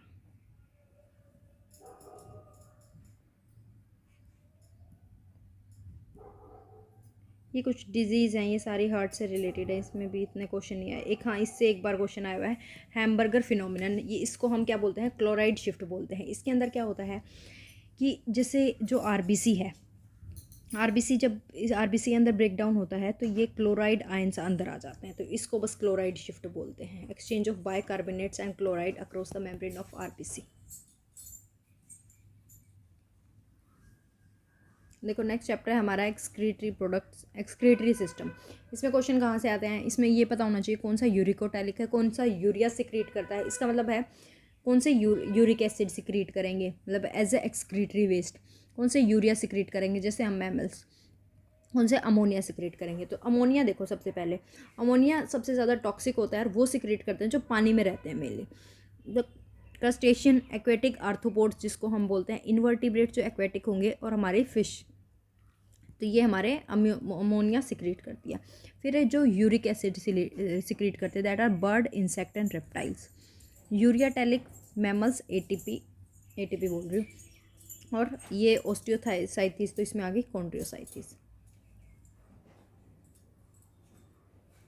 फिर एक्सक्रीटरी सिस्टम की साइकिल होती है जिसको यूरिया साइकिल बोलते हैं, ऑर्निथाइन, और जो जिसने डिस्कवर करी थी क्रैप हेंसलेट साइकिल भी बोलते हैं। एक जो अमोनिया है उससे हमारा एक यूरिया की यूनिट बनती है। लिवर में जो हेपेटोसाइटिक यूनिट्स होती हैं, मतलब हेपेटोसाइट्स होते हैं सेल्स, इस तरीके से हमने पढ़ा था इस ग्लिसन्स कैप्सूल पे, हेपेटोसाइट्स होते हैं, ठीक है। तो यहाँ से हेपेटिक वेन्स के थ्रू हमारा इन्फीरियर वेन का, ये मतलब पूरा हमारा यूरिया साइकिल है, इसको याद नहीं करना, ये याद करना है। देखो जो स्पॉन्जेस हैं, जिसमें हमने पढ़ा था कि रेस्पिरेटरी सिस्टम में भी देखा था, तो इसमें ये मेनली मतलब इजी ही होते हैं, क्योंकि सब कुछ काम इनका जनरल बॉडी सरफेस से होता है इन तीनों के अंदर, ठीक है। फिर है प्लेटीहेल्मिन्थेस, इनका एक्सक्रीटरी ऑर्गन क्या होते हैं, फ्लेम सेल्स, सोलेनोसाइट्स या फिर प्रोटोनेफ्रीडिया। फिर है एस्केलमेंथीस, इनके होते हैं रेनेट सेल, ये पूछा गया था एक बार, एस्केलमेंथीस।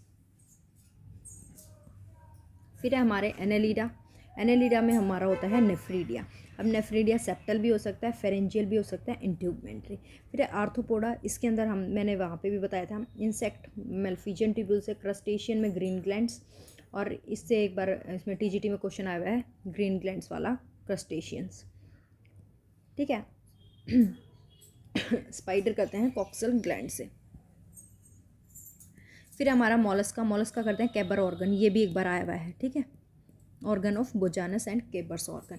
फिर है हमारा इकाइनोडर्मेटा, इसमें कोई स्ट्रक्चर नहीं है, इसमें हमारा वाटर वेस्कुलर सिस्टम होता है। हेमिकॉर्डेटा में प्रोबोसिस ग्लैंड, यूरोकॉर्डेटा में न्यूरल, सिफेलोकॉर्डेटा में सोलेनोसाइट्स। फिर है साइक्लोस्टोमा हमारा मीजोनेफ्रिक किडनी। फिर आपको यहाँ पे याद रखना है जो रैम है, रेप्टाइल्स, एव्स और मैमल्स, इन तीनों की जो किडनी होती है दैट इज़ मेटानेफ्रिक किडनी, ठीक है। ये तीनों एमनियोट्स होते हैं। तो देखो ये स्ट्रक्चर एवरीवन, तो देखो क्लास बीच में स्टॉप हो गई थी, हम एक्सक्रीशन वाला चैप्टर कर रहे थे, ठीक है। इसमें हम मेन देख रहे हैं, बिकॉज डिटेल में तो हम सारा कर चुके हैं, और मतलब सारा कंटेंट हो चुका। अब 4 दिन पहले हम पूरा कंसेप्ट नहीं करेंगे, ठीक है। इसमें हम यहाँ पे देखेंगे कि यहाँ पे ये क्या होता है हमारा, ये हमारा यहाँ पे ग्लोमेरुलस फिल्ट्रेशन होता है, ठीक है। ये हमारा ग्लोमेरुलस है, ठीक है, इसको बोलते हैं बोमेंस कैप्सूल। अब यहाँ पे क्या होता है, यहाँ से हमारा एफरेंट वेट्रियोल, एफरेंट आर्ट्रियोल है, रिलन, यहाँ से हमारा ब्लड आता है। ठीक है, तो यहाँ पे होता है ब्लड का फिल्ट्रेशन, जिसको ये जो इतना रीज़न है ना, इसको हम बोलते हैं माल्फिजियन बॉडी या फिर रिनल कैप्सूल। फिर यहाँ पे ध्यान करने का क्वेश्चन क्या है, यहाँ से ना टीजीटी में क्वेश्चन आया हुआ है, पीजीटी में बता रही मैं, ह्यूमन फिजियो से ना कोई अंदर से कोई कोई पार्ट का क्वेश्चन आया हुआ है, वरना टीजीटी से यहाँ से क्वेश्चन आया। ठीक है, अब जो ये हमारा पीसीटी वाला रीज़न है, ठीक है, पीसीटी वाले रीज़न में हमारा मैक्सिमम रीअब्जॉर्प्शन होता है वाटर का। फिर ये नीचे हमारा क्या आता है, हेनले ऑफ लूप आता है। यहाँ पे भी हमारे जो न्यूट्रिएंट्स वगैरह हैं, जो और मिनरल्स वगैरह हैं, वो सारे यहाँ पे रीअब्जॉर्ब होते हैं। फिर हमारा डीसीटी वाला रीज़न होता है। ठीक है, यहाँ पे डीसीटी, और फिर ये हमारी कलेक्टिंग डक्ट होती है। इसमें याद ये 4 पॉइंट करने हैं आपको। ये देखो पीसीटी में क्या होता है, हमारा मैक्सिमम रीअब्जॉर्प्शन आता है। ये क्वेश्चन आया हुआ था एक बार उसमें टीजीटी में, मैक्सिमम रीअब्जॉर्प्शन कहाँ पे होता है, तो प्रॉक्सिमल कॉन्वोल्यूटेड टिब्यूल में होता है। ठीक है, तो यहाँ पे मैक्सिमम रीअब्जॉर्प्शन हो जाएगा वाटर का, इलेक्ट्रोलाइट्स का। फिर हमारा सेकेंड जो रीज़न होता है that is Henle of loop. Henle of loop में हमारी हाई ऑस्मोलैरिटी रहती है, मतलब क्योंकि देखो वाटर तो निकल गया, तो वाटर के निकल गया तो अंदर क्या रह गए, कुछ मिनरल सॉल्ट रह गए, तो सॉल्ट ज़्यादा रहने की वजह से यहाँ पे हाई ऑस्मोलैरिटी रहती है। फिर हमारा ऊपर डीसीटी वाला रीज़न, डीसीटी वाले में हमारे कंडीशनल रीअब्जॉर्प्शन होती है। कंडीशनल रीअब्जॉर्प्शन का मतलब जिसके अगर कोई चीज़ ज़्यादा है तो वही एब्जॉर्ब होती है, अदरवाइज नहीं होती, सोडियम का और वाटर की। ठीक है, फिर हमारा कलेक्टिंग डक्ट में बाकी रीअब्जॉर्प्शन वगैरह होता है। ठीक है, यहाँ से कुछ क्वेश्चन नहीं आते इतने। फिर देखो यहाँ से जो क्वेश्चन आया था एक बार, देखो जैसे मैंने लीवर का बताया था, क्यूफर सेल, यहाँ से आया था पोडोसाइट्स कहाँ पे प्रेजेंट है, तो हमारे लिवर के अंदर, लिवर बोल रही हूँ, किडनी के अंदर पोडोसाइट सेल्स होते हैं। ठीक है, ये देखो ये हमारा बोमेंस कैप्सूल है, इसके अंदर ये हमारा ग्लोमेरुलस होता है। ठीक है, यहाँ पे ग्लोमेरुलस फिल्ट्रेशन, यहाँ से ये ब्लड आता है, यहाँ पे ये फिल्ट्रेशन होता है, और ईफ्रेंट से वो निकलता है, मतलब जाता है। ठीक है, अब ये जो बोमेंस कैप्सूल है ये किसका बना होता है, ये बना होता है सिंपल स्क्वैमस एपिथेलियम का। और ये हमारा देखो यहाँ पे डबल लेयर होता है, जो बाहर वाली लेयर होती है उसको तो पेराइटल बोलेंगे, अंदर वाली विसरल लेयर होती है ये वाली, और यहीं पे हमारे पोडोसाइट सेल्स होते हैं। तो ये यहाँ से ये क्वेश्चन आया था, तो पीजीटी में यहाँ से यूँ क्वेश्चन आते हैं, बाकी यहाँ से क्वेश्चन नहीं आए हुए। फिर ये कॉर्टिकल नेफ्रॉन्स और जक्स्टा मेडुलरी, ये मैं वैसे थोड़ा सा मैं बता देती हूँ, बाकी इसमें से भी कोई क्वेश्चन नहीं आया। कॉर्टिकल है, जैसे देखो हमारी किडनी में दो वो होते हैं, बाहर वाली कॉर्टेक्स और मेडुला रीजन होता है। तो जो कॉर्टेक्स पार्ट में जो नेफ्रॉन होते हैं उसको तो बोलते हैं कॉर्टिकल, और जो मेडुला रीजन तक भी आ जाते हैं, मतलब इतने डीप होते हैं, उसको बोल देते हैं जक्स्टा मेडुलरी नेफ्रॉन्स। देखो फिर है, अगर बीपी हमारा मतलब ब्लड प्रेशर अगर ज़्यादा होता है तो क्योंकि ये देखो अगर ब्लड प्रेशर ज़्यादा होगा तो ब्लड का फ्लो भी ज़्यादा होगा। अगर ब्लड का फ्लो ज़्यादा होगा तो एफ्रिएंट के थ्रू ब्लड ज़्यादा आएगा, और यहाँ पे ब्लड ज़्यादा आएगा तो फिल्ट्रेशन भी ज़्यादा होगा। तो ये डायरेक्टली प्रोपोर्शनल हुआ ब्लड प्रेशर के। ब्लड प्रेशर ज़्यादा तो ग्लोमेरुलस ज़्यादा। अगर अब देखो GFR अगर हमारा कम है तो यानी ब्लड प्रेशर भी कम है। अगर ब्लड प्रेशर कम हो गया, यहाँ से ये वाला पॉइंट, ये वाला समझ लो, अगर हमारा GFR रेट कम है, अगर फिल्ट्रेशन कम हो रहा है, अगर फिल्ट्रेशन कम होता है तो क्या होता है, यहाँ पे हमारे कुछ एफरेंट के, यहाँ पे ये जो एफरेंट आर्टियोल है ना, यहाँ पे ये कुछ सेल्स हमारे मॉडिफाई हो जाते हैं, जक्स्टा ग्लोमेरुलर सेल्स बन जाते हैं, मॉडिफाई हो जाएंगे जीजे सेल्स में, और ये जो मॉडिफाई होंगे ये सेल्स हमारे रिलीज़ कर देंगे रेनिन। ठीक है, ये देखो इस तरीके से ये सेल हमारे अब मॉडिफाई हो गए। ठीक है, और इसी तरीके से हमारे सेल्स जो डीसीटी वाला रीजन है, डीसीटी वाले में मैंने बताया कि कंडीशनल रीअब्जॉर्प्शन होता है सोडियम वाटर का, तो वहाँ पे भी हमारे वहाँ पे भी सेल्स क्या होते हैं, मॉडिफाई हो जाएंगे और मैक्यूला डेंसा बन जाएंगे। तो दो जगह पे ये सेल हमारे मॉडिफाई हुए और ऑस्मोलैरिटी इंक्रीज कर देते हैं।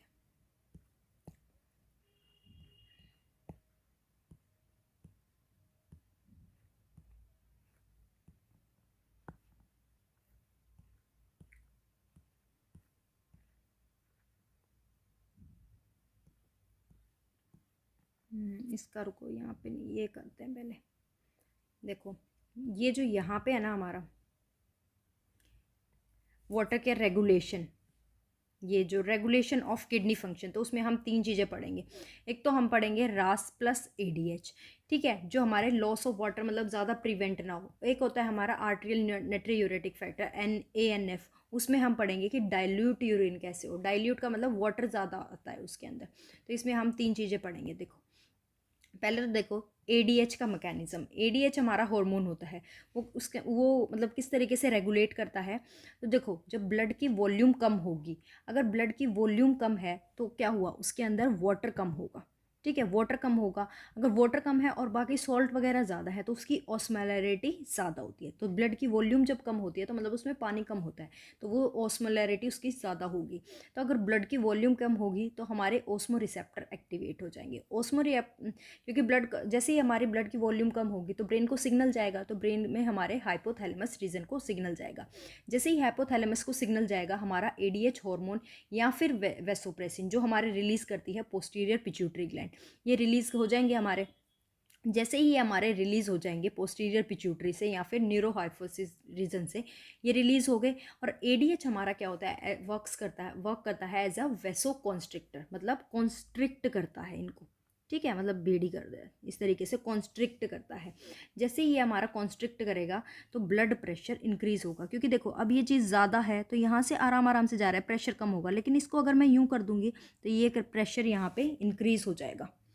ठीक है, तो इस तरीके से हमारा प्रेशर इंक्रीज हो जाता है, और जैसे ही प्रेशर इंक्रीज होगा रीअब्जॉर्प्शन ज़्यादा हो जाएगा हमारा। दूसरा ये पढ़ेंगे हम, रास सिस्टम। ये है हमारा रास सिस्टम। रास में हमारा क्या होगा, रेनिन कहाँ से रिलीज होती है, एंजियोटेंसिन एल्डोस्टेरोन सिस्टम। ये किस तरीके से रेगुलेट करता है, जैसे ही जीएफआर कम होगा, मतलब यहाँ पे जो हमारा ग्लोमेरुलस है ये एक बोमेंस के अंदर, यहाँ पे अगर हमारा फिल्ट्रेशन कम कब होगा, जब यहाँ से वो पानी कह रही हूँ, ब्लड यहाँ से कम आ रहा होगा। अगर ब्लड की वॉल्यूम कम आ रही है लेकिन यहाँ पे ब्लड प्रेशर ज़्यादा है, तो फिल्ट्रेशन कम किस तरीके से हो रहा है। तो जब देखो मैंने बोला अगर जीएफआर कम होगा तो यहाँ पे जो एफ्रिएंट के कुछ सेल्स हैं वो मॉडिफाई हो जाते हैं हमारे ग्लोमेरुलस सेल्स में, मतलब जीजे सेल्स में। जैसे ही ये एक्टिवेट, हमारे सेल मॉडिफाई हो जाएंगे, ये एक्टिवेट हो गए, फिर ये रिलीज़ करेंगे रेनिन एंजाइम। जैसे ही ये रेनिन को रिलीज़ करेंगे, फिर हमारा रेनिन रिलीज़ करेगा एंजियोटेंसिनोजन, जो कि ब्लड में आएगी। और ये एंजियोटेंसिनोजन से क्वेश्चन आया था, एंजियोटेंसिनोजन हमारी कहाँ पे सिंथेसाइज होती है, लिवर के अंदर। फिर ये हम कन्वर्ट कर देंगे 1 के अंदर, फिर ये एंजियोटेंसिन 1 कन्वर्ट हो जाएगी हमारी, यहाँ पे पूरा एंजाइम कॉम्प्लेक्स होता है 2 के अंदर, और फिर ये हमारी एड्रिनल ग्लैंड के ऊपर फंक्शन करेगी। फिर हमारा रिलीज़ होगा, देखो पहले रेनिन से हमारी एंजियोटेंसिन, फिर ये 1 के अंदर, 2 के अंदर, और ये 2 वर्क करेगी किडनी के ऊपर, और किडनी रिलीज कर देगी एल्डोस्टेरोन। तो रास से ही आपको याद हो जाएगा, रेनिन रिलीज हुई, रेनिन से एंजियोटेंसिन 1 2, और फिर एल्डोस्टेरोन, और हमारा एल्डोस्टेरोन वर्क करेगा डिस्टल कॉन्वोल्यूटेड ट्यूब्यूल, जहाँ पे हमारा कंडीशनल रीअब्जॉर्प्शन होता है। कंडीशनल, क्योंकि देखो यहाँ पे फिल्ट्रेशन कम हुआ था, अब ये कंडीशनल रीअब्जॉर्प्शन करेगा, तो ये रीअब्जॉर्ब कर लेगा वाटर और सोडियम को, जिसकी वजह से ब्लड प्रेशर इंक्रीज हो जाएगा, तो जीएफआर रेट इंक्रीज हो गया। दूसरा है हमारा एएनएफ, एट्रियल नेट्रियूरेटिक फैक्टर। ये हमारा हार्ट पे वर्क करेगा। किस तरीके से, अगर वहाँ पे तो हमारा ब्लड प्रेशर ज़्यादा था, यहाँ पे अगर ब्लड प्रेशर कम है और जीएफआर रेट ज़्यादा हो गया, ज़्यादा फिल्टर हो रहा है, तो क्या करता है, हार्ट रिलीज करेगा हमारा एएनएफ फैक्टर। ठीक है, जैसे ही एएनएफ फैक्टर रिलीज होगा तो हमारा एडीएच का लेवल कम हो जाएगा, और एडीएच का लेवल कम होगा तो मतलब यूरिन डाइल्यूट होगा। डाइल्यूट का मतलब इसमें वाटर की कंसंट्रेशन ज़्यादा होगी।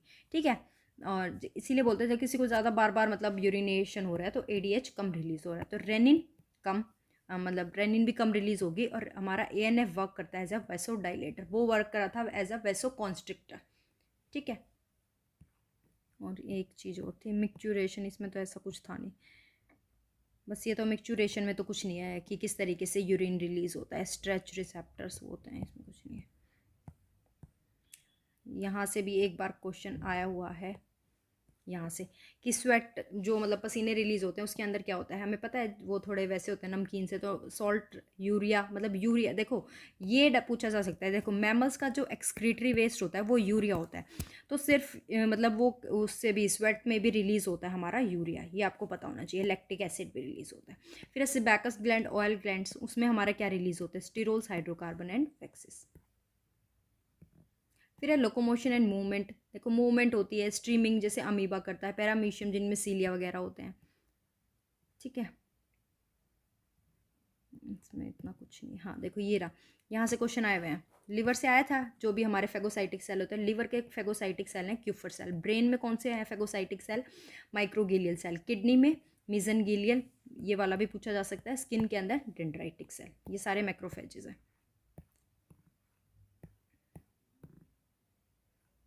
फिर यहाँ से भी क्वेश्चन आए हुए हैं एक्टिन और मायोसिन से, ठीक है।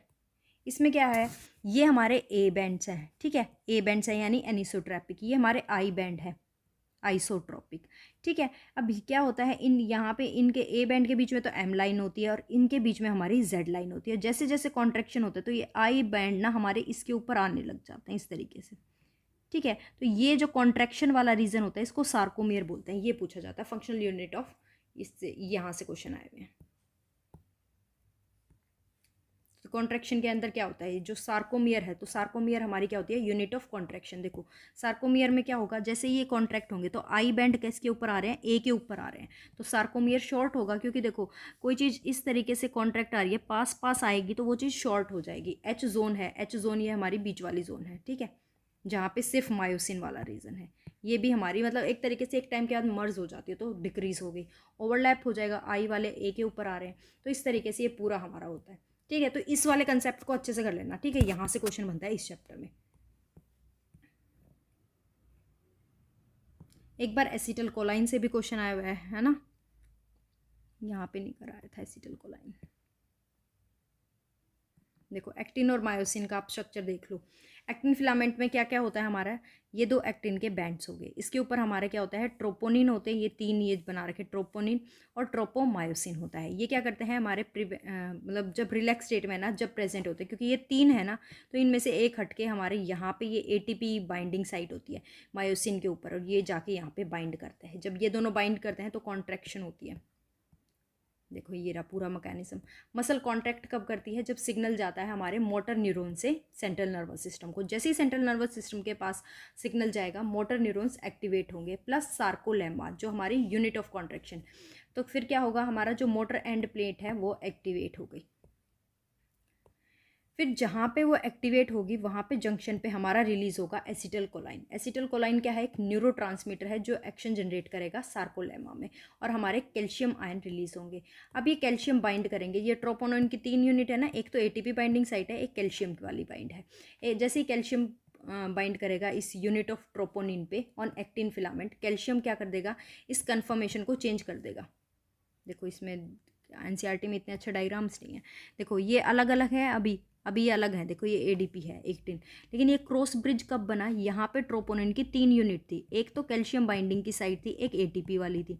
जैसे इस पे कैल्शियम बाइंड होगा, ये जो होगी ना इसका कन्फर्मेशनल चेंज कर देगी, और जैसे ही ये बाइंड होगा तो ये एटीपी वाली साइट यहाँ पे ज्वाइन कर जाएगी। कैल्शियम क्या कर देता है, कन्फर्मेशनल चेंज ट्रोपोमाइसिन का, जिसकी वजह से जो मास्क था वो हट गया और एटीपी हाइड्रोलाइज हो जाएगी, और फिर हमारे एक्टिन और मायोसिन बाइंड कर जाएंगे। देखो ये रही इन डायग्राम्स को ना, इसके जो मसल कॉन्ट्रैक्शन के हैं इनको थोड़ा देख लेना, ए बैंड कौन सा है, ठीक है, और एच बैंड जहाँ पे सिर्फ मायोसिन है, आई है जो एक्टिन वाला है, ठीक है, ये इसके ऊपर कॉन्ट्रैक्शन होगी, ये सार्कोलेमा है, इस तरीके से ये पूरा प्रॉपर करना है। फिर मायोग्लोबिन जो यूनिट ऑफ कॉन्ट्रैक्शन, अगर कम ज़्यादा मायोग्लोबिन है तो रेड कलर होगा, कम है तो वाइट कलर होगा। इनसे एक बार क्वेश्चन आए हुए हैं। फिर है बोन्स, अभी इतनी बोन्स तो आप याद भी नहीं कर पाओगे, इसको छोड़ो बोन्स को। यहाँ से जो हाँ ये वाले से आए हुए हैं क्वेश्चन, मतलब मैच द फॉलोइंग में आए हुए हैं। तो ये देखो ये हमारी क्या है, वर्टिब्रल कॉलम। जो पहली वर्टिब्री हैं 7 वो तो है सर्विकल वर्टिब्री, फिर है 12 थोरैकिक वर्टिब्री, 5 है लुम्बर वाली जो होती है ना L1 L2 L3, जो एक है नीचे सेक्रम, और कोकिक्स हमारी एक होगी। तो इस तरीके से ये वाला आप याद कर लेना, कोकिक्स हमारी वेस्टिजियल होगी है। फिर ये हमारी एक जगह इसमें लिखा होगा डाइकॉन्डेलिक स्कल होती है, ये कहाँ पे लिखा हुआ है वो एक बार क्वेश्चन आया हुआ है।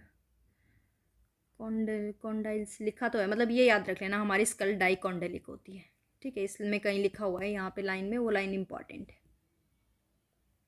फिर the number of cervical vertebrae are 7 in almost, देखो हमने देखा ऊपर 7 सर्विकल हैं, फिर 12 थोरैकिक थी, तो ऊपर जो सर्विकल है सब में होती हैं, लेकिन इसका एक एक्सेप्शन है सी काउ ब्रेडिपस जिसके अंदर 7 नहीं होती। फिर ये ट्रू फॉल्स वाली वर्टिब्रीज भी पूछी जाती हैं। इसके अंदर क्या है, जो पहली 7 है ना ट्रू रिब्स है, ट्रू का मतलब है ये सारी देखो यहाँ स्टर्नम से कनेक्ट है, देखो ये यहाँ स्टर्नम से कनेक्ट है, लेकिन जो फॉल्स वाली है वो आपस में देखो यहाँ पे सारी आपस में ही कनेक्ट होगी, और 2 बिल्कुल ही यहाँ पे फ्लोटिंग वाली हैं जो किसी से नहीं हो रही, ठीक है। तो 8 9 10 फॉल्स होगी और 2 हमारी फ्लोटिंग रिब्स होगी। फिर देखो एक बार ये क्वेश्चन आया था सिस्मॉइड बोन से। सिस्मॉइड बोन पूछा गया था कि कौन होती है, दैट इज़ पटेला। ये होती है ओसिफिकेशन ऑफ टेंडन्स, टेंडन्स के मतलब ओसिफिकेशन से जुड़ जाने से। तो एक तो है पटेला, एक होती है पिसिफॉर्म जो हमारी कहाँ पे प्रेजेंट होती है, रिस्ट में, कलाई में। ठीक है, फिर जॉइंट्स आपको पता होने चाहिए। ये बॉल एंड सॉकेट जॉइंट हो गया, यहाँ पे ये कोने वाला हिंज जॉइंट हो गया। ठीक है, ये तो बेसिक सी चीज़ें हैं। ये देखो इस तरीके से यहाँ डायग्राम के ऊपर ये लिख के आप कर लेना। ये सारी चीज़ यहाँ पे जो डायग्राम वाली है ना, बस वही लिखी हुई है। यहाँ से क्वेश्चन मस्कुलर डिस्ट्रॉफी से आपके आया हुआ है। मस्कुलर देखो डिस्ट्रॉफी, डिस्ट्रॉफिन हो जाती, जो डिस्ट्रॉफिन जीन होती है सबसे लार्जेस्ट जीन है। डिस्ट्रॉफिन लार्जेस्ट जीन है, इसके अंदर शायद 2431 जीन्स होती हैं। बाकी इसको एक बार चेक करूँगी, बट 2431 ही होती हैं। अगर नहीं भी है तो आप कमेंट सेक्शन में बता देना, ठीक है। मस्कुलर डिस्ट्रॉफी हो जाती है, इसके अंदर मतलब मसल्स बहुत ज़्यादा हो जाती हैं, अकड़ जाती है एक टाइप के। ऑटोसोमल डोमिनेंट है, ये एक बार पूछा गया था कि ऑटोसोमल जो डोमिनेंट वाली है ना वो थोड़ी आपको पता होनी चाहिए। ऑस्टियोपोरोसिस, इसमें क्या होती है, हड्डियाँ पतली हो जाती हैं, ठीक है, क्योंकि ऑस्ट्रोजन का मेनली फीमेल्स में जब हो जाती है, जब मेनोपॉज हो जाता है। ठीक है, ये तो कुछ नहीं है। हाँ, रिमोटेड ऑटोइम्यून डिसऑर्डर। फिर है न्यूरल कंट्रोल एंड कोऑर्डिनेशन। यहाँ से क्वेश्चन आए थे, आते हैं हमारे जो न्यूरॉन्स वाला है उससे। यहाँ से देखो ये यूनिपोलर बाइपोलर से आए हुए हैं। देखो बाइपोलर वाला तो ना 2 बार आया हुआ है, कहाँ पे लिखा हुआ है बाइपोलर, ये तो यूनिपोलर है। बाइपोलर भी कहीं लिखा हुआ है और रेटिना में होता है। मल्टीपोलर हो गया, बाइपोलर भी था कहीं, ये रहा रेटिना ऑफ आई। ठीक है, ये रहा बाइपोलर रेटिना ऑफ आई में होता है। ये 2 बार आया हुआ है, एक बार टीजीटी में अभी आया हुआ है और एक बार पीजीटी में भी। तो ये आपको पता होना चाहिए। बाइपोलर होता है हमारा रेटिना ऑफ आई में, मल्टीपोलर डेंड्राइट्स वाला होता है, और एक यूनिपोलर, कहाँ गए आप, यूनिपोलर, ये यूनिपोलर। ठीक है, तो ये आपको पता होना चाहिए। उसके बाद एक ये इंपॉर्टेंट, ये एक बार आया हुआ है ये क्वेश्चन भी। जब हमारा रेस्टिंग फेज होता है तो 3Na तो बाहर निकलते हैं, जब एक्शन पोटेंशियल जनरेट होता है 2K पॉजिटिव इनसाइड जाते हैं। अब मैं ज़्यादा नहीं बता रही बिकॉज बायो का ना सिलेबस बहुत ज़्यादा है, और फिर अगर इसमें डिटेल में घुस गया ना 4 दिन पहले आपकी सारी दिमाग में खिचड़ी बन जाएगी। तो इससे अच्छा मतलब अभी सिर्फ मेन पॉइंट्स याद कर लो, क्योंकि अभी जो आपने पहले पढ़ा है ना उसका रिविज़न करो बस।